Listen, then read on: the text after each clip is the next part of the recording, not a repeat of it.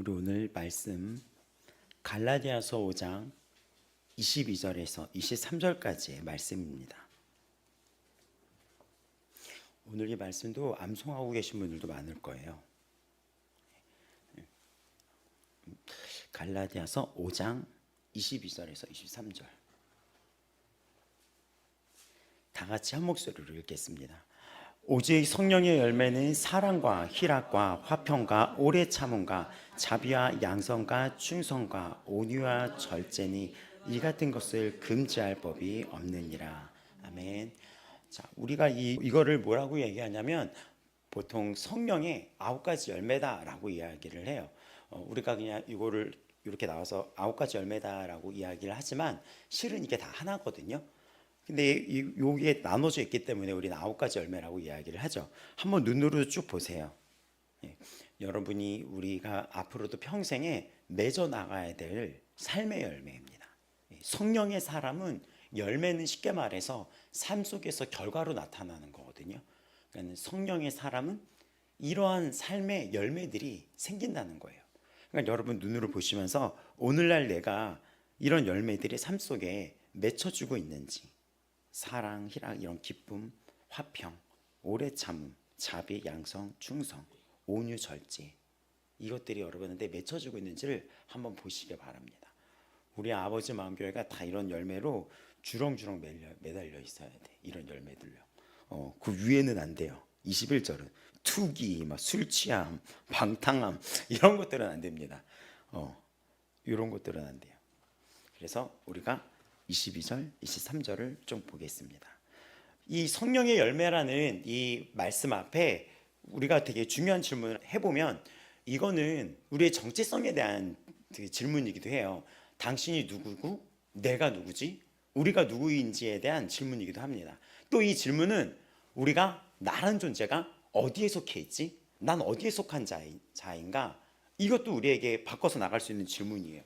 그러니까 오늘 요 9가지의 열매가 우리의 정체성을 나타내는 거예요.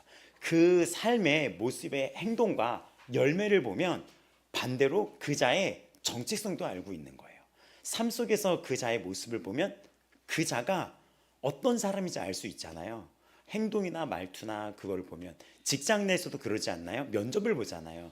어떤 질문 앞에 이 자가 대답을 했을 때 이 사람이 갖고 있는 생각과 갖고 있는 세계관 이런 거를 통해서 이 자가 어떤 자인지를 이렇게 보고 싶어 하고 있잖아요. 근데 그걸로 짧기 때문에 우리는 합숙 훈련 같은 거 해가지고 요즘 어떤 회사들은 뭐 일주일 동안 해서 그걸 무슨 면접이라고 하죠? 그래서 심층 면접, 심층? 그게 아니고 또 뭐라고 자면서 하는 걸 뭐라고 하거든요. 합숙하면서. 아무튼 심층 면접의 유형이겠죠. 합숙하면서 면접을 보는 것도 있어요. 대학교도 그래요. 왜 보냐? 인성 보려고 하는 거예요. 인성. 오늘도 이것은 우리 삶의 인성적인 부분이에요. 성품적인 부분이에요. 근데 그 성품적인 부분을 보면 당신이 어디에 속해 있는지 알 수 있다는 충격적인 이야기인 거예요. 교회를 오래 다니면서 내가 여러 가지 은사도 나타낼 수 있고 여러 가지 뭐 나에게 초자연적인 일도 벌일 수는 있지만 우리가 여기는 정확히 뭐라고 나왔냐면 그 사람의 성품적인 것으로 그 자가 어디에 속해 있는지를 안다는 거예요. 왜냐? 교회가 아닌 교회 밖에도 이런 초자연적인 것들을 일으킵니까? 안 일으킵니까? 일으켜요. 무당들도 일으켜요. 때로는. 그렇죠? 무당들이 칼 같은 거 위에서 막 띄고 막 이러잖아요. 근데 그 초자연적인 막 거잖아요. 근데 그것 때문에 그 자가 성령 안에 속해 있다고 할 수 있습니까?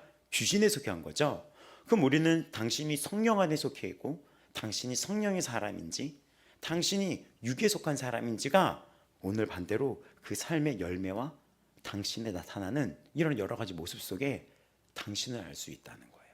그러니까 이거는 되게 실로 우리에게 되게 충격적인 질문이죠. 중요한 질문이죠. 존재 이유 또 우리가 살아가야 되는 근본적인 어떤 질문들, 어떻게 살아가야지에 대한 질문에 대한 답도 당신의 모습 속에 보일 수 있는 거예요.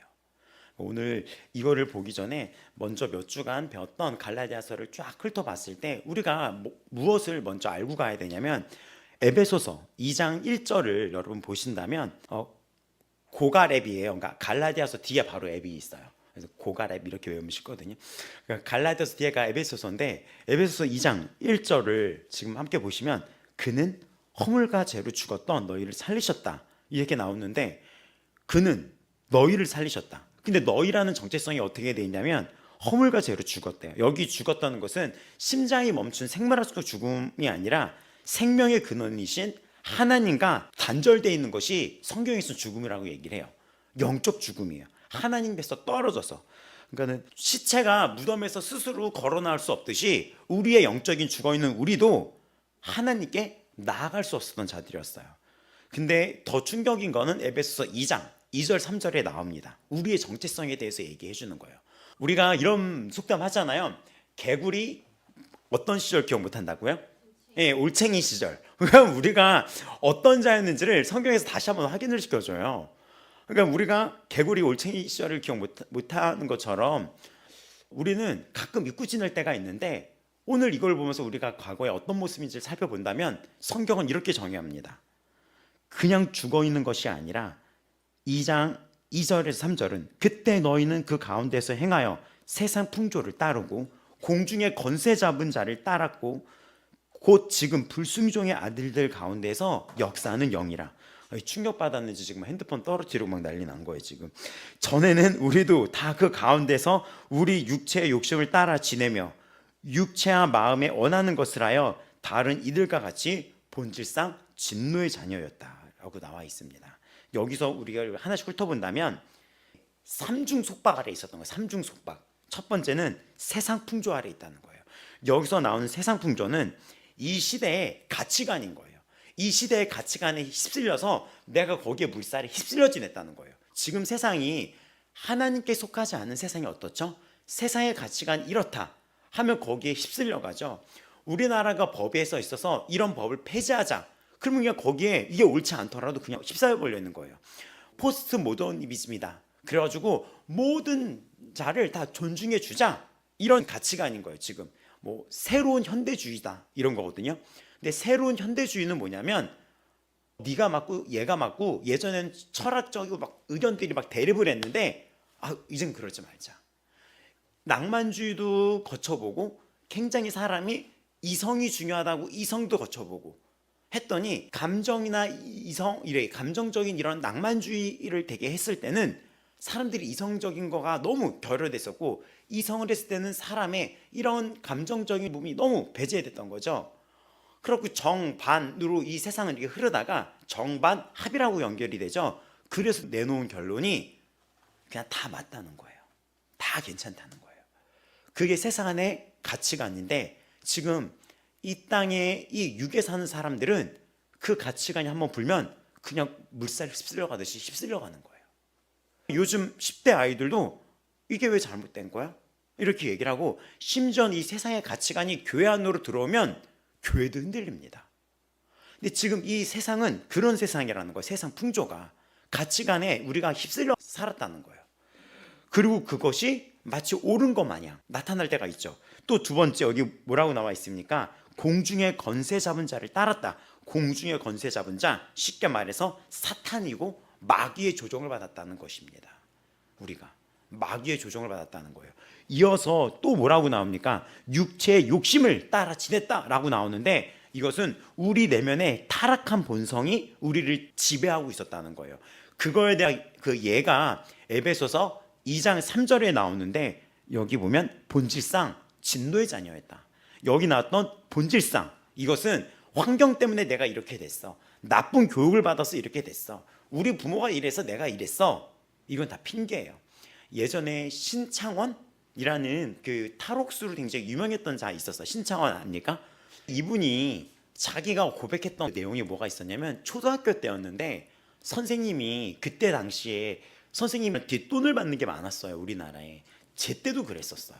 여러분 그런 거 경험해봤나요? 학교에서 선생님이 뭐 찔러주면 선생님이 태도가 돌변하는 거? 안 찔러주잖아요?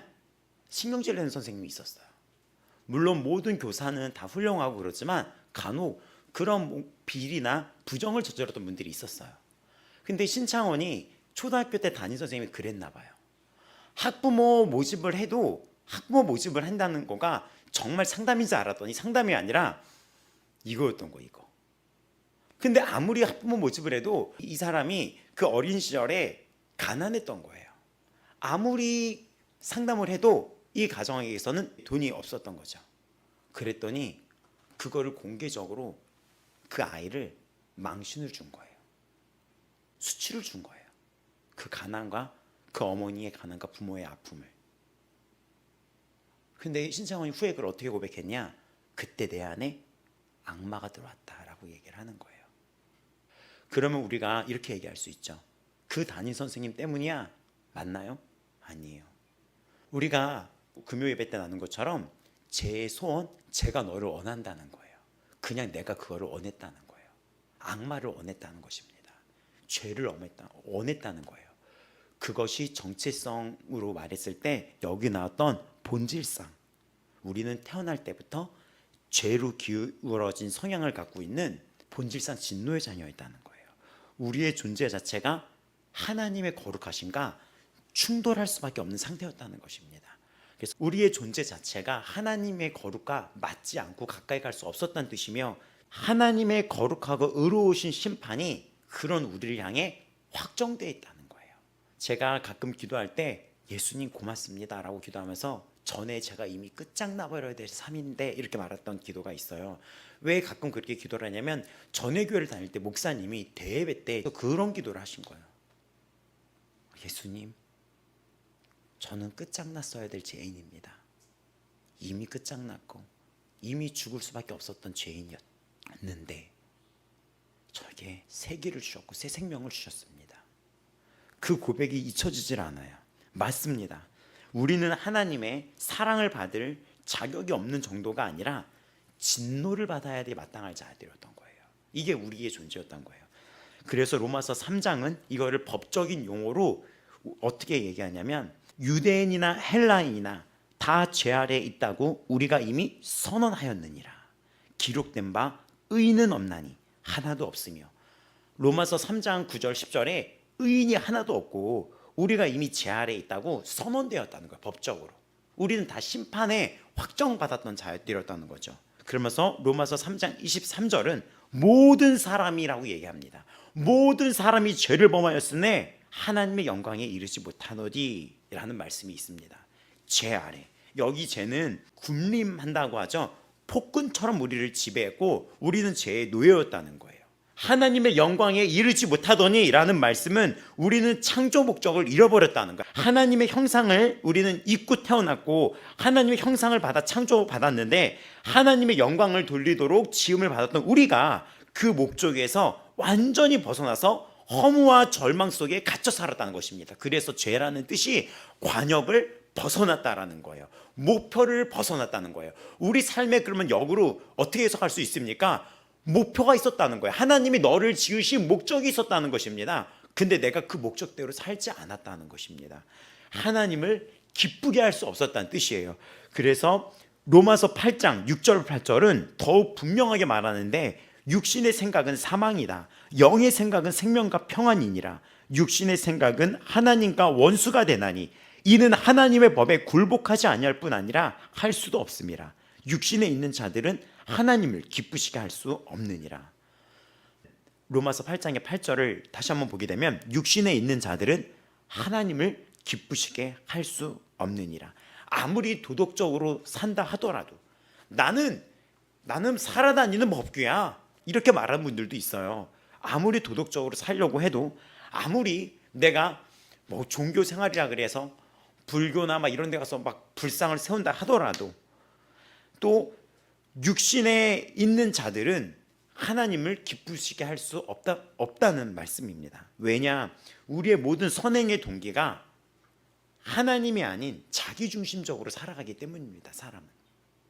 저도 어린 시절을 생각해 보면은 제가 처음으로 누군가를 죽이고 싶다라고 생각했던 게 한 10살 때쯤이었어요. 10살 때쯤. 그래서 실행할 뻔했었어요. 그때 막 그래서 그 방법을 알아내가지고 이러면서 잘 때 이 방법이 있었구나 막 이러면서 그러니까는 그때 제가 돌이켜 보면은 그 안에 뭐가 있었을까? 우리는 뭘 배우지 않는데 학습되지 않는데 왜 악한 짓을 할까? 유치원이나 이런 거 보면은 아이들이 조금 연약하고 있는 애들이 있으면 뭐 물건 뺐을 때 정중하게 물어보니까 내가 그거 갖고 놀아도 되니? 이렇게 놀아 유치원 때 어떻게 뺏어요? 그냥 뺏어버리잖아요. 그냥 밀어버리고. 예수 믿기 전에 우리의 실존은 죄 아래에 있었다는 것입니다. 미워하고 증오하고 이런 것이 죄 아래에 있었다는 거예요. 그러나 하나님께서 우리를 변화시켰습니다. 에베소서 2장 4절이 굉장히 위대한 반전적인 말씀이 나오는 거예요. 역사상 가장 위대한 반전의 말씀이라고 얘기를 해요. 긍휼이 풍성하신 하나님이 우리를 사랑하신 그 큰 사랑을 인하여, 그러나 우리를 너무나 사랑하셔서 주어가 바뀐 거예요. 하나님이 우리의 주어가 되었고 우리가 하나님을 찾은 것이 아니라 하나님이 우리를 찾으셨습니다. 주어가 바뀌었어요. 절망적인 인류의 상황에 하나님이 직접 개입하셨습니다. 에베소서 2장 12절에서 13절은 그때 너희는 그리스도 밖에 있었고 이스라엘 나라 밖의 사람이라 약속의 언약들에 대하여는 외인이요 세상에서 소망이 없고 하나님도 없는 자이더니 이제는 전에 멀리 있던 너희가 그리스도 예수 안에서 그리스도의 피로 가까워졌느니라. 과거 우리는 그리스도 밖에 있었고 약속의 언약들에 대하여 외인이었고 세상에서 소망이 없었고 하나님도 없었어요. 그러나 이제는 예수 그리스도의 피로 가까워졌으며 진노의 대상에서 사랑의 대상으로 바뀌었습니다. 원수에서 자녀로 신분이 바뀌었습니다. 또 외인에서 하나님의 권속이라고 하죠. 하나님의 자녀, 하늘나라의 시민권을 가진 자가 되었어요. 그래서 이거는 정말 엄청난 신분 세탁의 정말 인류 역사상 급진적인 변화인 거예요. 또 이 모든 것이 우리의 행위가 아닌 예수 그리스도의 피, 오직 예수 그리스도의 피, 십자가의 죽으심, 대속적인 희생 때문에 이것이 일어난 거예요. 구원은 여기서 멈추지 않았어요. 예수 그리스도 안에서 이 구속 사역이 우리에게 지금 어떻게 됐습니까? 성령님을 통하여 지금 이 구속의 사역이 적용이 됐고 멈추지 않고 진행형이 되었습니다. 로마서 8장 16절, 성령이 친히 우리의 영과 더불어서 하나님의 자녀인 것을 증언하시나니, 성령님께서 우리 깊은 내면에서 아빠, 아버지라고 부르게 하심으로 우리가 정말 하나님의 자녀라는 것을 확증하게 돼버린 거예요. 그래서 신앙생활에서 결정적으로 이 변화가 일어났던 분들이 가끔 계시는데 그게 아버지 하나님을 깨달았을 때 이분들이 확 변하더라고요. 우리의 신분이 하나님의 자녀로 변화됐다는 걸 여러분 믿습니까? 그것이 우리에게 어마어마한 선포인 거예요. 이 구절이 성령이 친히 우리의 영과 더불어 하나님의 자녀인 것을 증언한다. 아빠, 아버지라고 부른다는 거예요. 하나님을. 그 아빠라는 것이 아람어의 아빠라고 하거든요. 그러니까 비슷해요, 발음이. 근데 친근감을 표현하면서 동시에 존경감도 표현한 단어인데 한국말에 아빠하고 비슷하잖아요. 그래서 그대로 이렇게 쓴 것 같아요. 전에는 아바, 아버지라고 했었거든요. 근데 압이라는 발음이 좀 더 맞아요. 그러다 보니까 그냥 아빠, 아버지라고 이렇게 쓴 거예요. 우리가 그런 존재가 되었어요. 그래서 가끔 그렇게 기도할 때 이분들의 신앙이 기존에는 이렇게 있었다가 확 치고 올라갈 때가 내 정체성이 존재가 무엇인지 깨달았을 때 그 삶이 변하더라고요. 오늘도 마찬가지입니다. 당신을 택한 그분은 누구십니까? 천지를 창조하신 만유의 주 우리 영광의 하나님 아버지 아니십니까? 자녀로 불렀어요, 여러분을. 그 안에 여러분은 안전하고 이미 상속받았고 이미 함께 살리고 함께 일으키시고 함께 앉히셨습니다. 그게 에베소서에 나와 있죠. 함께 앉으신 거예요. 이건 확정이에요. 우리는 성화의 과정을 거쳐가잖아요. 근데 확정적 성화라는 게 있어요. 그건 무엇입니까? 하늘나라의 자녀로 하늘나라에 기업받는 유업을 이을 자라는 것은 확정되어 있다는 것이에요. 이건 확정적이라고 얘기해요. 그 안에 과정 속에 있는 것입니다. 고린도전서 6장 19절은 너희 몸은 너희가 하나님께로 받은 바 너희 가운데 계신 성령의 전인 줄 알지 못하느냐. 너희는 너희 자신의 것이 아니라.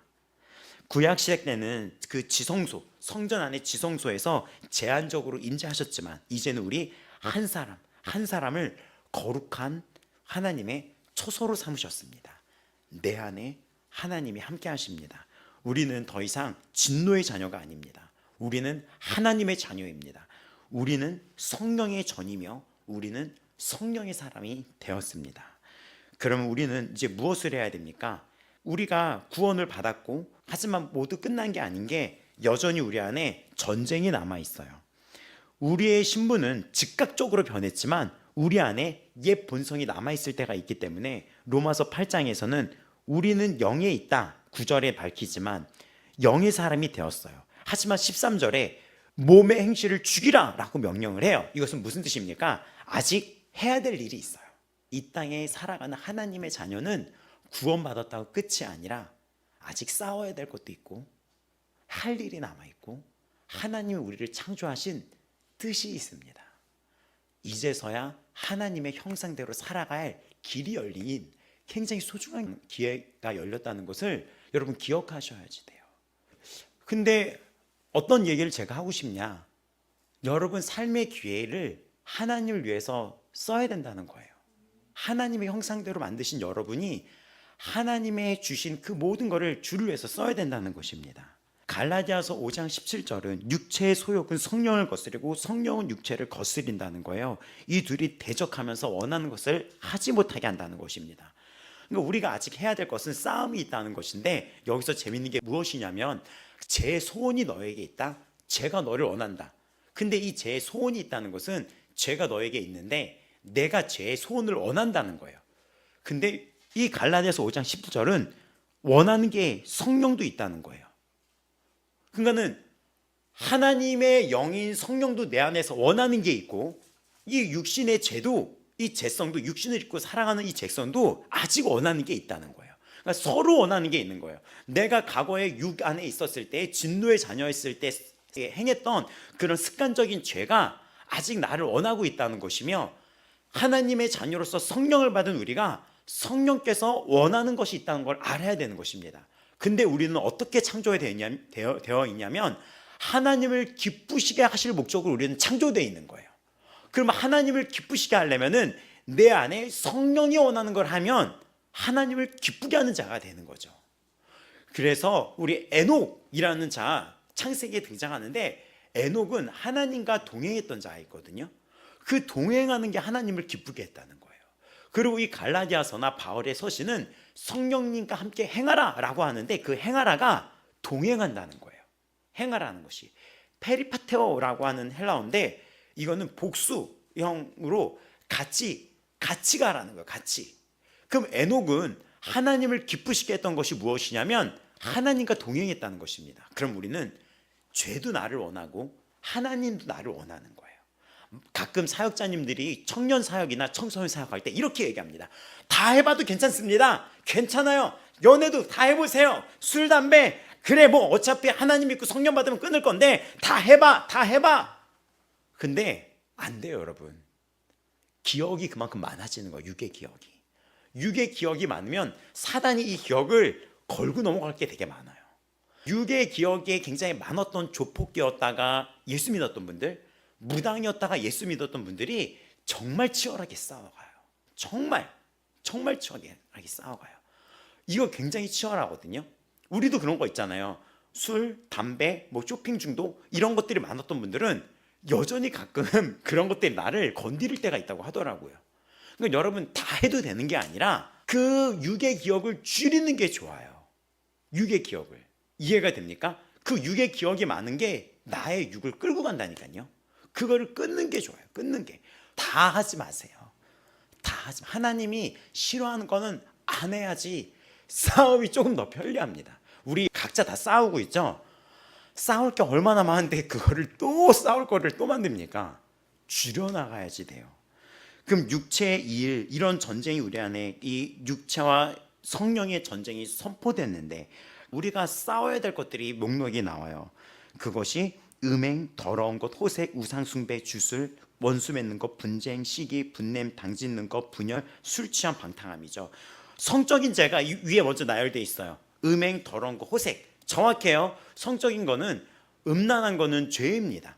부부 외에 성관계하는 거 죄입니다. 동성애 죄입니다. 성적으로 부정스러운 거, 간음, 동거 이런 거 다 죄입니다. 이거는 타협이 없어요. 호색 이런 거 다 죄인 거예요.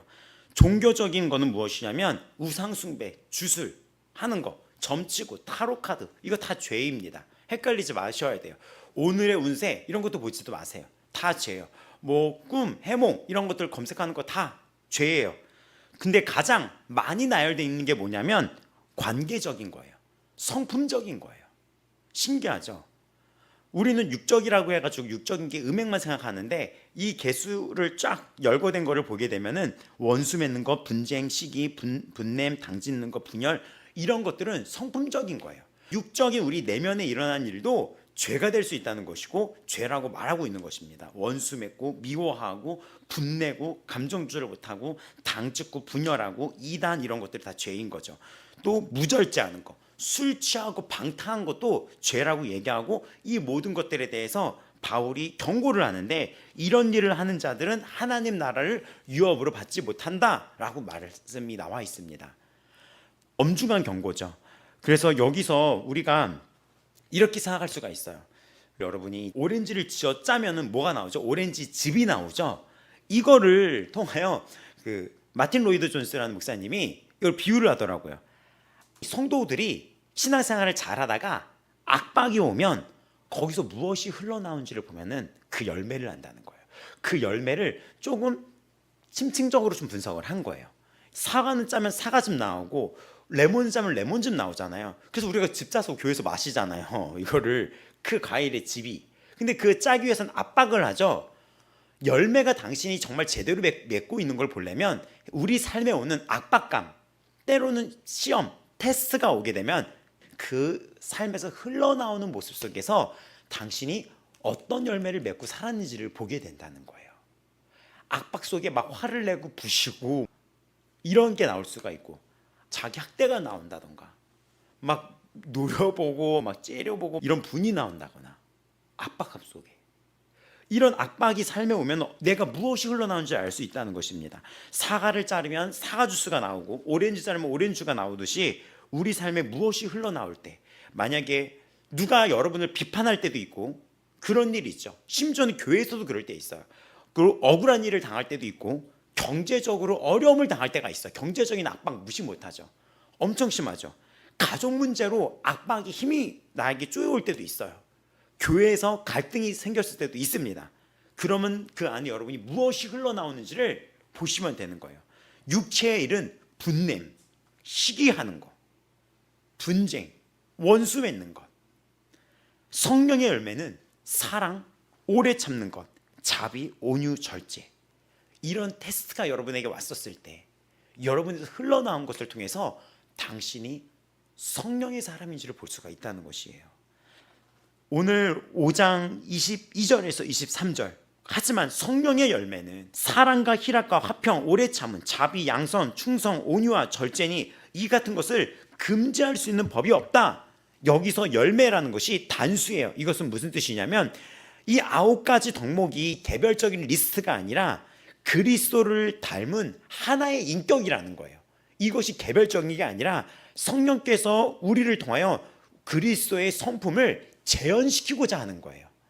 그리스도의 성품이 우리 삶을 통하여 재현되고 싶은 거예요. 여러분을 통해서 예수가 보이기를 원하신다는 거예요. 우리 삶에 이 인격이라는 것이 이 지금 9가지가 분열된 다주인격을 말하는 것이 아니라 이거의 한 가지 인격, 예수 그리스도의 인격 단 한 가지를 얘기하는 단수를 쓰이고 있다는 것입니다. 나는 이거는 하지만 이거는 못해 라는 게 아니에요. 이게 다 연결됐다는 것이며 예수님은 우리 안에 성령으로서 존재하고 계시는데 예수님이 하신 일을 지금 당신이 하기를 원하고 예수님이 가졌던 성품이 당신을 통하여 흘러나오기를 원하신다는 거예요. 그럼 내 안에서 성령께서 원하시는 것이 무엇이죠? 예수님을 닮아 살아가는 거예요. 우리가. 그리고 우리는 육이 원하는 게 있고 성령이 원하는 것이 있는데 성령의 사람은 성령이 원하는 것을 함으로써 그리스도의 창조 형상이 회복되는 것입니다. 오늘 이 말씀 앞에 칼빈이 이렇게 얘기했죠. 인간에게서 나오는 것은 악한 것만 나오고 선한 것은 성령으로부터만 나온다. 또 모든 열매를 어느 정도 맺는 사람이 그리스도 안에 있음을 증명한다. 이것은 무슨 얘기냐면 나는 사랑은 있지만 인내가 없어, 이렇게 말할 수 없다는 거예요. 성령의 열매는 하나의 유기적으로 엮여있는 전체라는 것입니다. 그럼 9가지 열매를 쭉 보게 되면은 사랑, 희락, 화평. 사랑은 쉽게 얘기하면 자기 희생이에요. 그 유익을 구할 때 나의 유익이 아닌 자기 희생적인 사랑입니다. 자기를 희생해서 다른 사람을 살리는 의지적인 선택인 거예요. 또 희락이라는 것은 환경에 대한 기쁨이 아닌 구원의 감격의 근원적인 기쁨을 유지하는 것입니다.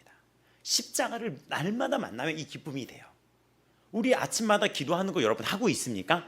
아침마다 눈 뜨고 여러분 무릎 꿇고 바로 기도해 보라는 거 하고 있나요?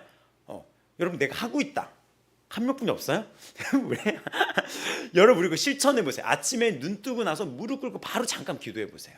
십자가 앞에서 감사 기도를 올려보세요. 그리고 화평은 하나님 안에 평화를 누리는 내적인 평안이고, 이것은 이 성령의 9가지 열매가 세 개로 묶어져요. 이 처음 3개는 무엇이냐면 하나님을 향한 열매인 거예요.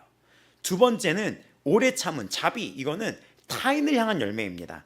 오래 참음은 나에게 해를 끼치는 사람에 대하여 바로 보복하는 것이 아니라 일단 인내해 보는 거예요. 바로 보복하고 막 우리 보복운전 이런 거 있잖아요. 바로 그런 것이 아니라 참아보는 것입니다. 참아보는 거예요. 왜냐? 하나님께서 우리를 너무나 오래 참아주셨기 때문이고, 지금도 오래 참고 있고, 지금도 구원의 충만한 숫자가 이르기까지 하나님은 오래 참고 계시기 때문입니다. 바로 심판했다고 생각해 보세요, 우리를. 이거는 주님의 성품이에요. 자비는 타인의 필요한 것들에 의해서 반응하는 거예요. 교회가 뭘 필요하고 또 누군가 뭘 필요했을 때, 근데 우리 교회 성도들은 이 자비가 참 많은 열매가 많은 것 같아요. 사역자가 뭐 필요하고 성도들이 뭐 필요하면 서로 챙겨주고, 목사님도 그래요. 이 자비 열매가 참 많이 일어나는 것 같아요. 양선은 무엇이냐면 적극적으로 선을 행하는 실천력인데, 이것은 무슨 얘기냐? 옳고 그름을 구분할 수 있는 거예요. 남들은 다 맞다고 하는데 나는 아니야, 이게 선한 거야 말할 수 있는 용기의 선을 얘기하는 거예요. 지금 우리 한국교회는 지금 이 문제 앞에 있죠. 남들은 다 맞다고 얘기하지만 한국교회는 아니라고 얘기하는 선택이 지금 나와 있잖아요. 이것이 선인 거예요. 용기가 있는 선인 겁니다. 이것은 타인과의 관계에서 맺어진 열매고, 이 나머지 3개는 자신을 향한 열매예요. 충성은 하나님의 약속, 소망 안에서 책임을 다하는 거예요. 내가 맡겨진 성도로서의 책임, 직분자로서의 책임, 목사로서의 책임, 그 안에서 주가 주신 이 약속, 소망 바라보면서 부르심의 소망을 향하여 나아가는 것입니다. 충성은 신실함이에요. 온유는 무엇입니까? 이 온유가 참 멋져요. 내가 권리를 주장할 수 있고 내 힘을 펼칠 수 있지만 하나님의 영광을 위해서 낮아지는 거예요. 예를 들면 예수님의 온유가 어디서 절정을 이뤘냐면, 예수님이 40일 시험을 당하셨을 때 사탄이 이 돌을 떡으로 만들어봐 했을 때 예수님이 하실 수 있지만 하시지 않았어요. 내가 할 수 있지만 내가 한 발 물러나는 거예요. 이 온유가 참 멋있는 것 같아요. 제가 이거를 어떤 목사님을 통해서 배웠는데, 제가 다음 세대 사역으로 8년 전에 처음 부름을 받았을 때 저를 이끌어준 굉장히 유명한 목사님이 청소년을 향하여 하나님의 나라라는 주제로 캠프를 열고 책도 쓰려고 하는데, 그거에 대한 청탁과 수련의 말씀 전환자로 이분이 받은 거예요. 근데 이분이 그거를 저한테 넘겨서 저를 적극적으로 추천했던 거죠. 근데 저는 그때 알려지지 않고 제가 많이 했던 얘기로 들어보지도 보지도 못했던 자였거든요. 근데 저한테 이걸 추천을 해서 제가 놀래서, 아니 이거를 왜 안 알려준 저한테 맡기냐 했더니, 이 분야에서는 목사님이 더 잘할 것 같다 하면서 저한테 맡기는 거예요. 이분도 하면 하겠죠. 그때 깨닫게 된 게, 나도 저렇게 해야 되겠구나. 김준영이라는 다음 세대 사역자가 굉장히 유니크하다라고 하지만 저보다 더 뛰어난 사람 있죠, 당연히. 근데 그 사람이 나왔을 때 저거 뭐야, 쟤 어느 학교 들어간지 알아내고 그 학교 들어오지 못하게 이렇게 하는 게 아니라 오히려 적극적으로 세워주는 사람이 돼야 되고 제자를 양성해야겠다라고 했는데, 이번에 학원 보그마 인큐베이팅이라고 열렸는데 놀란 게 뭐냐면, 이번에 새롭게 세워진 강사들이 있었어요. 근데 그 강사들이 다 누군지 알아요?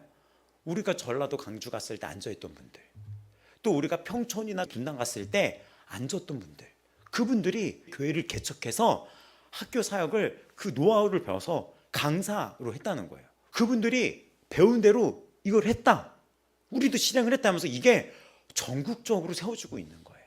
그러니까 온유라는 것은 다 내가 해야 돼가 아니에요. 교회가 각자 잘하는 사람에 있어서 서로 이끌어갈 수 있어야지 되며, 하나님 나라도 서로가 서로를 응원하고 세워주는 존재인 거예요. 이 온유라는 것이 교회에서 쉬운 것 같지만 어렵습니다. 온유라는 것은 대단한 것입니다. 온유를 보여준 사람이 또 바나바예요. 바나바는 바울을 이끌어주고 세워주고, 바울은 엄청나게 크게 쓰임받는 자가 되었던 거예요. 이 온유라는 것은 하나님의 영광을 위해서 내가 낮아지는 태도가 보일 수 있냐는 거죠. 이 부분 쉽지 않아요. 절제는 성령의 지배 아래서 자신의 욕망을 다스리는 것입니다. 자신을 향한 열매예요. 그럼 우리가 어떻게 성령의 열매를 맺을 수 있습니까? 마틴 로이드 존스 목사님이 했던 비유가 좋은 게 뭐냐면, 은사가 아니라 품성, 성품이라는 걸 기억하라는 거예요. 훨씬 더 섬세하고 민감한 시험과 테스트라는 겁니다. 은사가 아니에요. 우리는 교회에서 때론 은사를 강조할 때가 있잖아요. 은사. 하지만 은사 많이 하는 분들 중에 인품 정말 안 되는 사람 본 적 있지 않아요?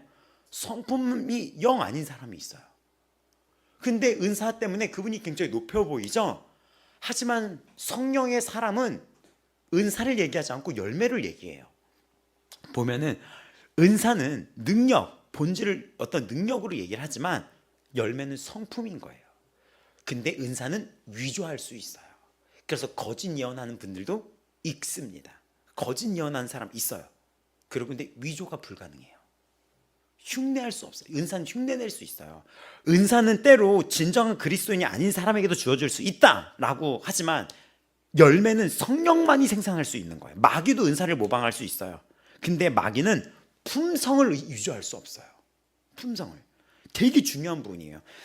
마태복음 7장 22절 23절을 보면은, 주여 주여 우리가 주의 이름으로 선지자 노릇하며 주의 이름으로 귀신을 쫓아내며 주의 이름으로 많은 권능을 행하지 아니하였나이까 하리니, 그때 내가 그들에게 밝히 말하되 내가 너희를 도무지 알지 못하니 불법을 행하는 자들아 내게서 떠나가라 하리라.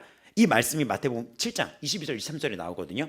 주여 주여 하는 자마다 천국에 들어가지 못했을 때, 내가 이렇게 하지 않았냐 했을 때 이들이 내세우는 게 뭔지 알아요? 은사였던 거예요. 은사. 귀신 내어 쫓지 않았냐, 귀신 내어 쫓고 사람 내어 쫓고 이런 일이 있다 이렇게 하는데 불법을 행하는 자라고 얘기하는 거예요. 은사는 그들에게 있었다는 것이지만 뭐가 없었습니까? 열매, 성품이 없었다는 거예요. 중요한 거예요. 믿는 자들에게 이 성품은. 사랑하는 우리 아버지만 교회 성도 여러분, 그렇다고 은사를 무시하라는 것이 아니죠. 은사도 하나님이 주신 것입니다. 병도 치유하고 방언, 통변, 예언 다 하나님이 주신 것이죠. 하지만 은사만으로 만족하지 말라는 것이 고린도전서 12장 31절에 더 큰 은사를 사모하라 하고 나서 고린도전서 13장에 사랑장이 펼쳐집니다. 사랑은 열매죠. 더욱 큰 은사를 사모하는 것이 결국 사랑이라는 성품의 거대한 열매였다는 거예요. 더 큰 것은 열매입니다. 열매 없는 은사는 위험하다는 것입니다.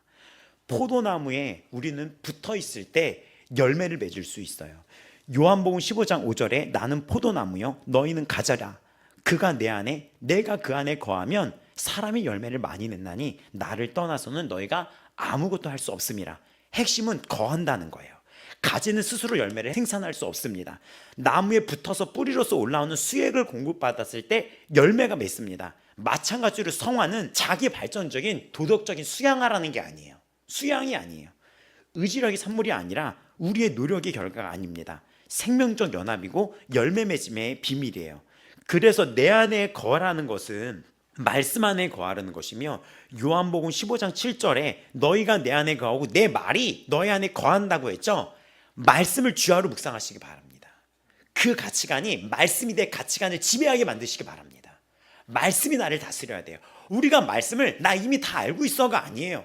말씀을 1000번, 1000번 주님이 오실 때까지 내 삶에 이 모습이 되게 만들어야 돼요. 가치관이 지배되게 만들어야 되고, 내 계명을 지키면 내 사랑 안에 거하리라 말씀했던 요한복음 15장 10절처럼 순종은 사랑 안에 거하는 증거입니다. 순종해야 되고, 기도는 나무의 수액을 빨아들이듯이 주님과 소통하는 거예요. 이 가지가 나무의 수액을 빨아들이는 것이 무엇이냐면 기도라는 것입니다. 성령을 따라 행하라 라고 했던 갈라디아서 5장 16절은 계속해서 하라는 거예요.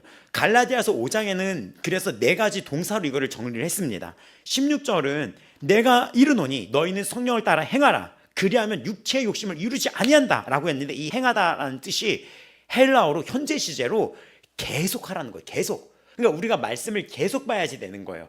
말씀 계속해야 되고 기도도 계속해야 되는 것입니다. 현재형이에요. 일시적인 게 아니에요. 나 왕년에 기도 많이 했어, 나 왕년에 성경 다 알고 있어, 이렇게 말하는 분들은 항상 위험했어요. 그렇게 말하는 분들은 항상 문제 일어났었어요. 그게 아니라 오늘이고 오늘 예수님을 만나는 것인데, 16절은 뭐라고 말합니까? 행하라. 이거는 걸으란 얘기예요.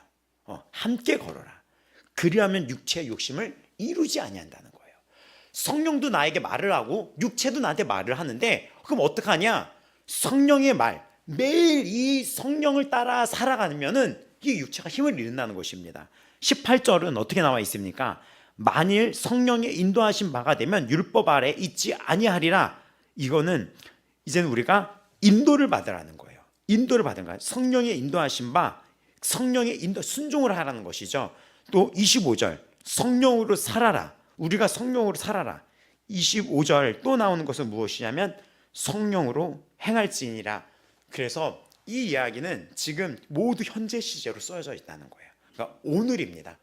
예수님을 언제 만났냐라는 이 질문, 정말 저에게 새로웠던 질문이에요. 많은 자들이, 저도 그렇고 저 몇 살 때 이렇게 대답을 해요. 근데 저에게는 지금 사역자라서 그 질문이 굉장히 충격이었었어요. 그것도 맞죠. 하지만 오늘도 당신은 만나냐는 거예요. 오늘 예수님을 만났고 오늘 주님과 함께 걷고 있냐는 이 질문입니다. 날마다 그래야 돼요. 그래서 여러분 진짜 해보세요. 눈 뜨고 나서 무릎을 확 꿇어보고 기도해보세요. 삶이 하루가 달라져요. 하루가 달라지고 아침, 점심, 저녁 내가 알람을 맞춰두듯이 그 시간이 되면 구해보세요.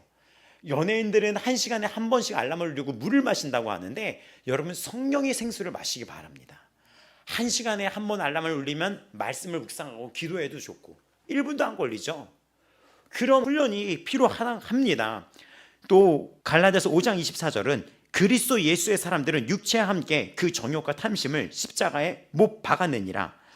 못 박았다는 것은 과거 시제이며 동시에 현재적인 의미예요. 그리스도와 함께 우리의 옛사람이 십자가에 못 박혔습니다. 로마서 6장 6절에도 나오는 말씀입니다. 옛사람이 십자가에 못 박혔어요. 우리는 날마다 이 진리를 믿음으로 적용해야지 돼요. 여러분, 어둠을 몰아내는 방법은 어둠과 싸우는 게 아니고 빛을 켜면 되는 거예요. 어두운 공간에서 빛을 켜면 어둠이 떠나죠. 어둠과 싸우는 방법은 빛을 켜는 것입니다. 여러분의 말씀의 빛을 켜는 것이며 기도의 빛을 켜면 되는 거예요. 근데 그것이 현재 시제인 거예요. 여러분 삶이 오늘 현재잖아요. 지금 이 순간 현재잖아요. 이 삶의 숨쉬는 순간순간마다 현재의 그 말씀의 빛을 켜고 기도의 빛을 켜야 되는 것입니다. 굉장히 중요한 말씀이에요. 육체와 씨름하는 것이 아니라 성령을 따르고 성령과 함께하며 성령님께 주도권을 내어드리고 그분의 인도하심에 반응할 때 육체의 욕망이 힘을 잃게 되는 것입니다. 그렇기 때문에 우리는 기도하실 때 에베소서 5장 18절처럼 오직 성령으로 충만함을 받아라. 이것도 현재 명령형이에요. 오늘 날마다 성령으로 채우라는 거예요. 그러니까 우리가 해야 될 것이 있다 그랬죠. 이 땅에서 부르심의 소망이 무엇인지 알기 위해서 말씀으로 채우고 성령님이 기뻐하시는 것이 무엇인지 계속 그분의 음성을 따라가며 나아가셔야 됩니다. 기도하셔야 됩니다. 사도행전 8장 15절에는 두 사도가 내려가서 그들을 위하여 성령 받기를 기도하니, 기도할 때 성령이 내 안에서 역사하십니다. 또 에베소서 5장 19절에는 시와 찬송과 신령한 노래들로 서로 화답하며 너희 마음으로 주께 노래하며 찬송하며, 시와 찬송으로 서로 화답하고 축복하고 이랬을 때도 그 진실한 예배와 찬양 속에서도 성령이 임해요. 여러분 삶 속에서 주님을 찬양하고 또 누군가를 축복하고 생명의 말씀을 전했을 때 이게 채워지는 거예요. 여러분 선교 갔다가 기분 되게 좋아지는 거 압니까? 이렇게 말씀 전하고 올 때 기분 되게 좋아지죠? 그런 것처럼 축복의 언어를 선포하고 복음을 전달하고 누군가를 살리고 찬양을 했을 때 성령이 충만해지는 거예요. 또 골로새서 3장 16절은 그리스도의 말씀이 너희 속에 풍성히 거하며 라고 얘기하는데, 말씀 충만을 성령 충만으로 연결을 해요. 말씀은 정말 중요해요. 아침 저녁으로 말씀을 보고 점심 말씀 보고 새벽 예배 말씀도 들으시고 여러분 스스로도 개인적으로 개인 말씀도 만들어야 돼요. 이건 사역자들도 마찬가지입니다. 또 순종하셔야 되는데, 사도행전 2장 38절에는 베드로가 이르되 너희가 회개하여 각각 예수 그리스도의 이름으로 세례를 받고 제사함을 받으라. 그리하면 성령의 선물을 받으리니, 죄를 고백하고 회개할 때 성령께서 또 충만해지는 거예요. 이 중에 어떤 하나를 빼뜨릴까요가 아니라 말씀과 기도, 찬양, 주님 앞에 회개하는 삶은 당연하게 성령 안에서 이 충만케 하는 주가 주신 하나의 비결인 거예요. 또 데살로니가전서 5장 18절 범사에 감사하라. 이것이 그리스도 예수 안에서 너희를 향하신 하나님의 뜻이니라 라고 얘기합니다. 여러분 마음에 힘듦이 오고 그랬을 때 어떻게 해야 됩니까? 감사를 해보세요. 감사 기도를 해보세요. 감사 찬양을 해보세요. 찬양과 기도와 감사의 힘이 엄청납니다.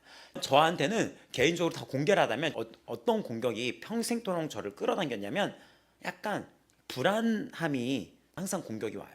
근데 그랬을 때 제가 이걸 어떻게 극복했는지 얘기해 주냐면, 이렇게 있다가 찬양을 그냥 틀어버려요. 찬양을. 근데 놀랍습니다. 정말 없어져 버려요. 순식간에 없어져요. 또 불안이 온다 했을 때, 뭐 공부방이 잠깐 있었을 때, 작업실에 있었을 때 큰 TV에다가 스피커 연결된 찬양을 크게 틀어버려요. 화면을 띄우고.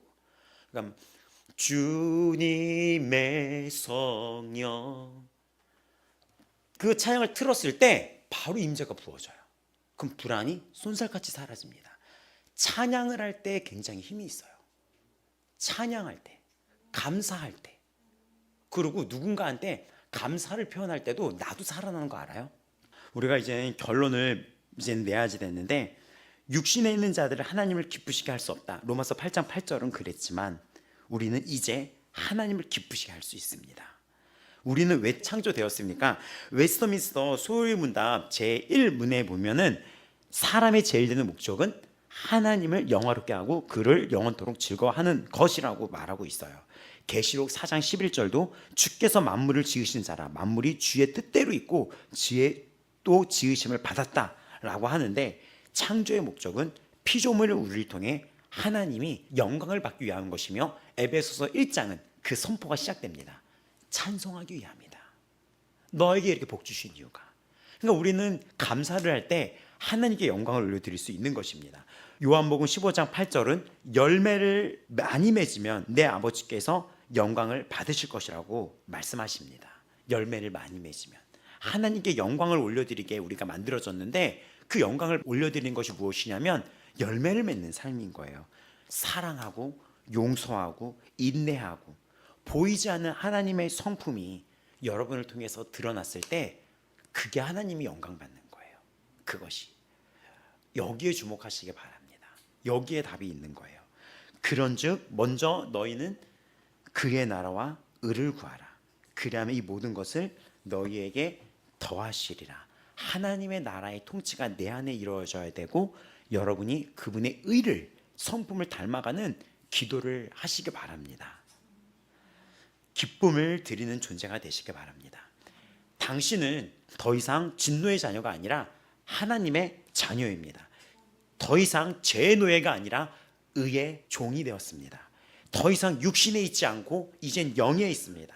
하나님을 기쁘시게 할 수 있는 존재가 되었습니다. 질문을 기억하시기 바랍니다. 오렌지를 쥐어짜면 오렌지즙이 나옵니다.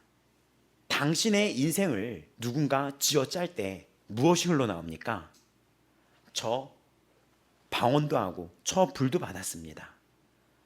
하지만 성령의 열매는 은사로 나타나는 것이 아니라 성품으로 나타난다는 것을 기억하시기 바랍니다. 이거는 단수입니다. 예수님을 닮은 하나의 인격입니다. 노력해서 짜내는 것이 아니라 붙어있기 때문에 나타나는 것입니다. 가지가 포도나무에 붙어있지 않으면 스스로 열매를 맺을 수 없다. 예수님께 붙어만 있으면 저절로 맺힙니다. 더 이상 진노의 자녀가 아닙니다. 더 이상 우리는 죄의 노예가 아닙니다. 이제 하나님을 웃게 해드릴 수 있는 성령의 사람입니다. 오늘 주님 안에 하루하루 푹 잠기시며 살아가시길 바랍니다. 그게 성령의 열매입니다.